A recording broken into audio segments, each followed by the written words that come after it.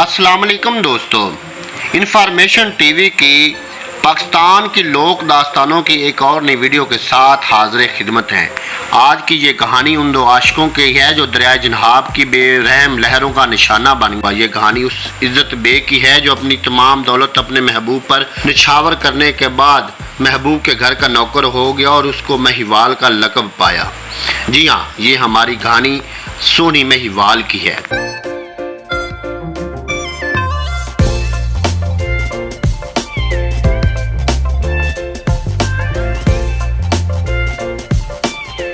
हीर रांझा के बाद सबसे ज्यादा मशहूर कहानी सोनी महिवाल की है। इस सोनी महिवाल की कहानी दरिया जनाब, जिसको जनाब भी कहते हैं, के किनारे गुजरात शहर में शुरू हुई और इस कहानी का अलमनाक अंजाम भी यहीं हुआ। दरिया जनाब के किनारे आबाद शहर गुजरात इस जमाने में मिट्टी के बर्तनों के लिए बहुत मशहूर था, खास तौर पर तुल्ला कुम्हार के बर्तन।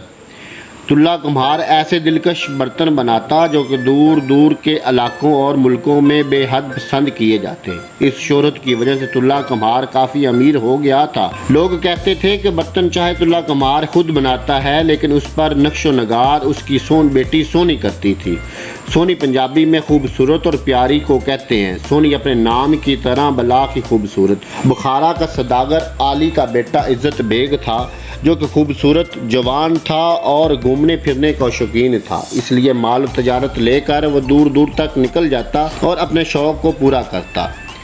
ये मुग़ल बादशाह शहनशाह का दौर था। दिल्ली से अपने अरूज पर थी। इज्जत बेग बुखारा से माल तजारत लेकर हिंदुस्तान आया और वापसी पर लाहौर से होता हुआ गुजरात चला गया और हमेशा के लिए गुजरात का होकर रह गया।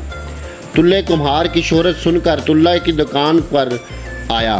वहाँ खूबसूरत बर्तनों के साथ कुदरत के शाहकार को देखा और दिल हार बैठा। सोनी के हुस्न का असीर हुआ। सोनी को देखने के बहाने इज्जत बेग तुल्ले कुम्हार की दुकान पर जाता और बर्तन खरीद कर लाता और उनको सस्ते दामों बेच देता। इस तरह अपने तमाम दौलत व माल व सबाब ख़त्म कर दिया और तुल्ले कुम्हार का मकरूज हो गया।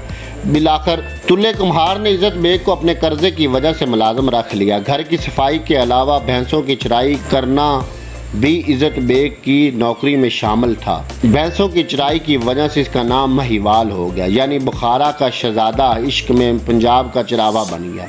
सोनी को जब महिवाल के दिल की खबर हुई तो वो भी इसकी आशिक हो गई, लेकिन मोहब्बत ने वहशत का रंग अभी ना पकड़ा था कि सोनी के वालिद को दोनों के इश्क की खबर हो गई। तुल्ला कुम्हार ने बरादरी का लड़का देखकर उसके साथ सोनी की शादी करवा दी। महिवाल को नौकरी से निकाल दिया तो वह चन्हा के किनारे झोंपड़ी बनाकर रहने लगा। सोनी को जबरदस्ती डोली में बिठाकर ससुराल भेज दिया गया और शबे अरूसी में अपने खावंद की पिटाई कर दी। अब महिवाल दर बदर की खाक छानने लगा और सोनी के हिजर में तड़पने लगा। सोनी भी दिन रात महिवाल के याद में तड़पती रहती। सोनी अपनी सहेली के जरिए पैगाम भेजा और अपनी वफादारी का यकीन दिलाया।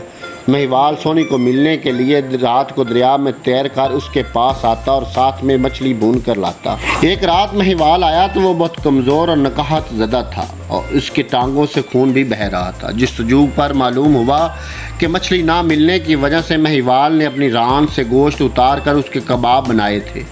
सोनी मोहब्बत का ये अंदाज देख कर सहम गई और इसने फैसला किया कि अब वो खुद तैर कर महिवाल से दरिया के पार मिलने जाया करेगी। सोनी महिवाल से रातों को छुप छुप कर मिलने जाती। सोनी बज़ाहिर पर एक घड़े के सहारे तैर कर जाती थी, लेकिन शौक बहुत बड़ा उसका सहारा था।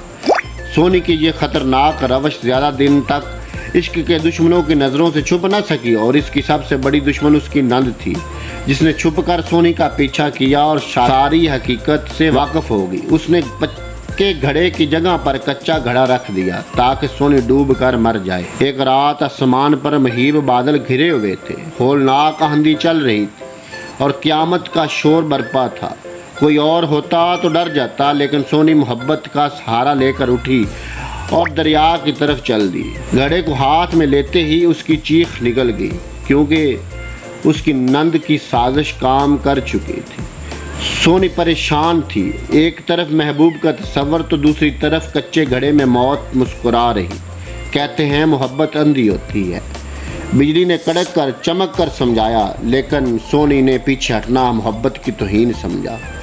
دریا میں بلا کا طوفان تھا، لہروں کی تلاطم میں موت منہ کھولے کھڑی تھی۔ سونی نے مہیوال کا نام لے کر دریا میں کود پڑی اور دریا میں تیرنے لگی۔